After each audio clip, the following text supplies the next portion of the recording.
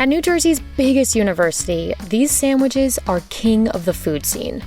Long plush rolls are filled with entire meals, from cheeseburgers and ketchup to chicken fingers and fries. If you're a student at Rutgers or just lucky to be in the area, there's one spot that's famous for serving them. For many, it feels like Rutgers was never without the fat sandwich. But it wasn't until a collection of on-campus food trucks, called the Grease Trucks, started serving it in the 70s, that the fat sandwich truly became a rite of passage. RUHungry was one of those trucks. And today it's the only one left, selling up to 700 fat sandwiches on a busy day at its brick-and-mortar location. Fat sandwiches are famously overstuffed with fried foods. You're a college student, and you're in the mood for chicken fingers and French fries and mozzarella sticks. You could get all of those things separately at a restaurant for like $15, or you could just get them all packed into a 6-inch sub.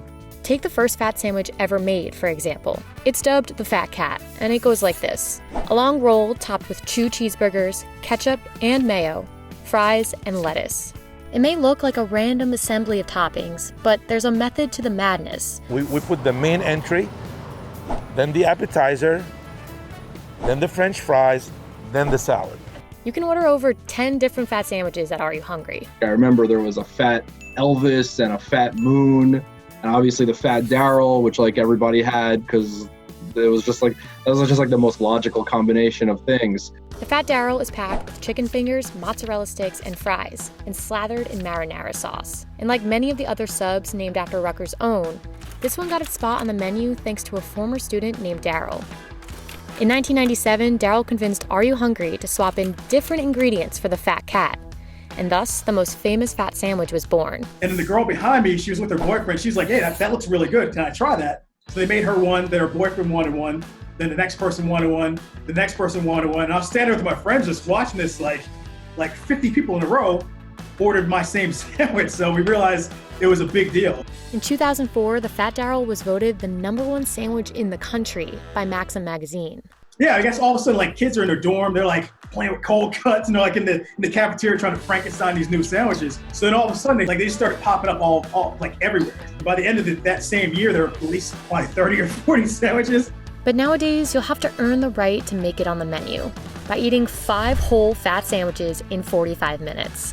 If they win the challenge, then they can create their own sandwich. They can create a poster for their sandwich with the name that they want. It's no easy feat, as seen by a failed attempt from the king of food challenges himself. 3, 2, 1. Time runs out. I didn't beat the grease truck gauntlet. So many students stick to indulging as they please, often between classes or following a late night out. If you really want to fill up on some really, greasy but delicious food that you might pay for the next day after a night of irresponsibility, well, you might as well finish off the night being as irresponsible as you were at the beginning of it. 12 a.m. to 4 a.m. you can get on the store.